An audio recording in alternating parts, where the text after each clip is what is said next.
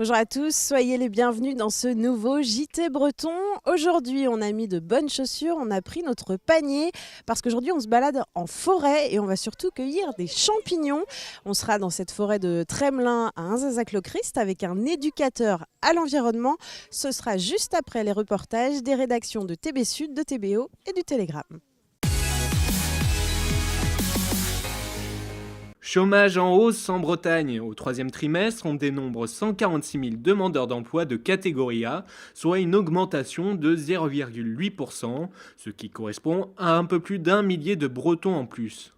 Sur l'ensemble de l'année, les chiffres restent néanmoins positifs. Le chômage a reculé de 1,7% par rapport à octobre 2017. C'est un plan de retour à l'équilibre qui ne passe pas auprès des syndicats de l'UIT de Lannion. Ils étaient une centaine à protester ce jeudi contre le non-remplacement de 120 départs à la retraite en projet sur l'ensemble de l'université de Rennes 1 et donc à l'IUT. Ces mesures permettraient de faire face aux 6 millions d'euros de déficit de l'université en 2018. Elles devaient être votées ce jeudi par le conseil d'administration.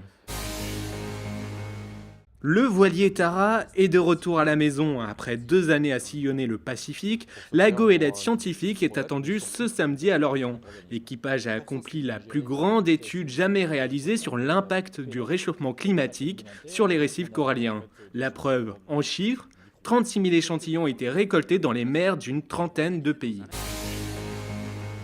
En Bretagne, il y a plus de décès que de naissances. Une étude de l'INSEE parue ce jeudi montre que plus de la moitié des communes bretonnes sont dans ce cas en 2017. Et la tendance est négative. En une année seulement, la région a fêté 600 naissances en moins. Le combat d'Achab contre Moby Dick, Pinocchio sur son traîneau ou un castor en plein travail, pas de doute, les décorations d'automne sont de retour dans la métropole de Brest. Les jardiniers travaillent depuis 1 an sur le thème du roman d'aventure avec des animaux, un thème suffisamment large pour laisser la place à la créativité. Un éthylotest anti-démarrage dans la voiture. À partir de janvier 2019, les préfets de département pourront proposer aux automobilistes arrêtés pour alcool au volant d'installer ce dispositif plutôt que de leur retirer le permis. Vous mettez le contact, vous allez souffler dedans. Il analyse, il vous dit que le test est OK, ça vous libère la fonction démarrage, votre moteur démarre. Le conducteur doit ensuite effectuer un second test dans la demi-heure qui suit. Ce système permet à des personnes, spécialement dans les zones où on a besoin de son véhicule tout le temps, après un contrôle de pouvoir continuer à conduire, mais avec une sorte de surveillance pour s'assurer qu'ils ne conduisent pas en état d'alcoolémie. Un seul frein à cette alternative, son coût. On est entre 800 et 1000 euros, ce qui reste une somme pour beaucoup de gens, mais c'est le prix pour garder son emploi. Donc, et puis on peut faire des locations, donc on peut payer en plusieurs fois. Le Finistère expérimente l'éthylotest anti-démarrage depuis septembre 2017. Une quinzaine de volontaires ont installé cet appareil dans leur voiture suite à un contrôle d'alcoolémie positif, comme ce retraité. Pour 6 mois, ça fait un coût de 960 euros.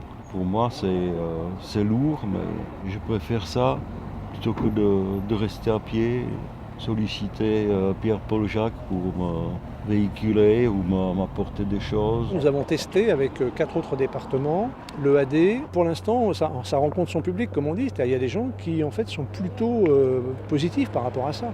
Mais on ne le propose pas à tout le monde. Si on a déjà un passé de délinquant routier, il n'y a aucune chance que je propose le AD. L'année dernière, environ 1000 personnes ont perdu la vie sur la route à cause de l'alcool. Entre 2013 et 2017, l'ivresse au volant a causé 40% des accidents dans le Finistère, contre 30% en moyenne au niveau national.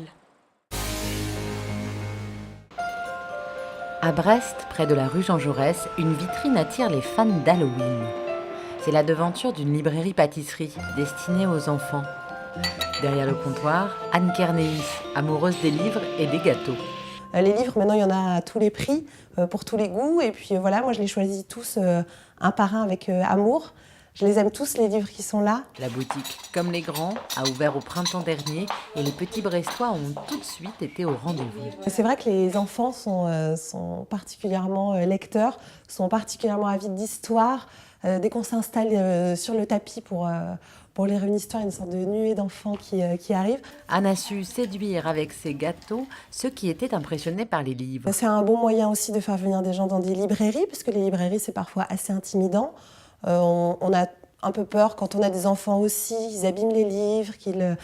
Et voilà, et ça me fait plaisir de voir qu'il y a des gens qui viennent juste pour le goûter et que les enfants regardent les livres alors que ça n'aurait pas été une démarche première de rentrer dans une librairie pour offrir un livre à un enfant. Alors Anne, un conseil de lecture pour cet automne ? Le géant, la fillette et le dictionnaire chez Pastel. C'est vraiment un livre à lire parce qu'on apprend des mots et on apprend que les petites filles qui n'aiment pas les légumes et qui aiment les bonbons, ça arrange pas trop les géants et que les géants ne sont pas tous des ogres. C'est super. Durant les vacances scolaires, Anne invite des auteurs jeunesse pour des séances de dédicaces. Elle propose aussi des ateliers masques pour les petits monstres et puis des ateliers yoga qui reposeront leurs parents. Et nous sommes de retour en forêt de Tremelin, sur la commune d'Inzinzac-le-Christ, dans le Morbihan, avec vous, Maël Garé. Bonjour. Bonjour. Alors, vous êtes éducateur à l'environnement et depuis 1 an et demi, vous avez créé l'entreprise Nature et Sac à dos qui propose des ateliers, des balades nature comme ce matin. Alors, Maël, en quelques mots, très simplement, présentez-nous cette forêt de Tremelin. Alors la forêt de Tremelin, c'est un ENS, un espace naturel sensible qui appartient du coup au département du Morbihan. Voilà, donc elle a été achetée du coup pour son intérêt écologique par rapport à son grand massif forestier qui est quand même très, très conséquent aux portes de l'Orient Agglomération. Ouais, tout à fait, la nature aux portes de la ville. Alors, est-ce qu'il est diversifié ce bois ? Oui, tout à fait. On va avoir des îlots comme ici, vraiment de résineux, où on peut plutôt avoir d'autres habitats en fait mixtes, de feuillus. C'est vraiment très très large, avec des zones plutôt acides, des zones moins acides. On va avoir un étang un peu plus bas aussi. Donc non, c'est quand même très diversifié. Et alors, ce que vous êtes venu chercher ce matin avec le public à qui vous proposez cette balade, ce sont les champignons. Tout à fait. Quel type de champignons on va trouver ici? Des bons, des moins bons? Alors déjà, on a essayé. On va voir à la fin de la balade. On va essayer de trouver des bons. Déjà, montrer aux gens quels sont les bons et prendre aussi des précautions. Parce que tout à fait, il y en a aussi qui sont un peu plus dangereux.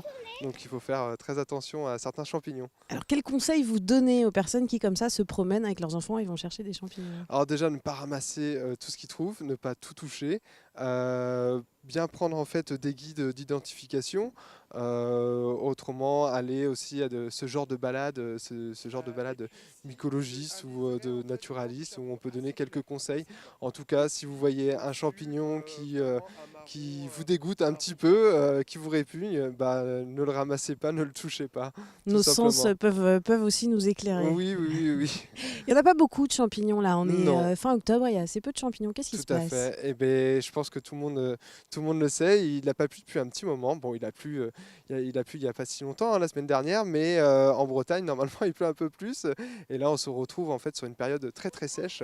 La forêt, on la voit bien, on entend les feuilles quand on marche. Tous les bruits là sont vraiment importants. Et donc, du coup, la forêt est très très sèche, manque d'humidité.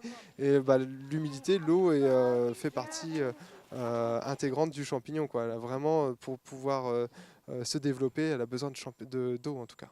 Alors on sait bien que ce n'est pas les températures sur un mois qui sont forcément révélatrices du changement climatique, mais est-ce que d'une manière globale, le changement climatique a des répercussions sur cet environnement forestier? Alors à court terme, oui, on peut voir, voilà, des périodes de champignons qui vont se décaler, et puis de façon plus large, on voit on va dire des arbres, des essences qui vont avoir plus de difficultés justement à se développer.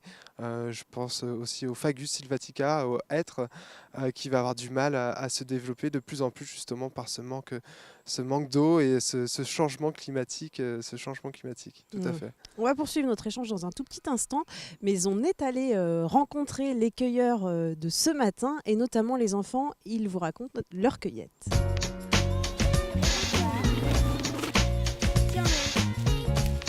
Tu as vu des champignons? Non. Je crois que tu vas en trouver. Oui, mais plus loin. J'ai besoin d'un autre. Voilà. Au milieu, là. Ça, des morceaux. Voilà, c'est ça, une flèche. En fait, on apprend à découvrir toutes les sortes de champignons, on se balade, et c'est quand même un peu amusant. Qu'est-ce qui te plaît dans cette recherche? c'est de reconnaître les champignons et de chercher les choses qu'il fallait chercher qui sont écrites sur la feuille. T'as trouvé quoi? Du hou, des petites épines, des pommes de pin. On vient d'entendre hein, ces enfants cueilleurs de champignons, ils ont apprécié évidemment d'aller chercher les champignons, les feuilles, etc. Il y a plein de choses, la forêt c'est un bon support pour les enfants. Ah bah oui, il y a plein d'activités, qu'elles soient ludiques ou plutôt de recherche, de découverte. En tout cas, c'est un milieu très très riche. Et vous, c'est ce que vous proposez, des choses ludiques pour aller vers du pédagogique avec eux? Alors c'est déjà pour passer un message pour leur dire tout simplement on est bien en pleine nature, il y a plein de choses à faire. C'est vraiment, voilà, on n'a pas le temps de s'ennuyer en pleine nature, quoi. Alors un mot pour aussi que toutes ces balades, ces cueillettes se passent en sécurité. On entend beaucoup parler depuis le début de la saison, depuis le début de l'automne, d'accidents de chasse. Est-ce qu'il y a des précautions à prendre pour que tout se passe bien? Tout à fait, c'est d'actualité. Quelques précautions, essayer de privilégier des vêtements de couleur flash. J'ai un joli bleu, Moi bleu j'ai tout pétant. faux, mais oui. Et puis j'aime bien aussi emporter un sifflet pour vraiment marquer sa présence, de marquer la présence dès qu'on entend on va dire un coup de fusil ou dès qu'on se sent un peu inquiet. Voilà, au moins siffler, marquer ou même tout simplement crier.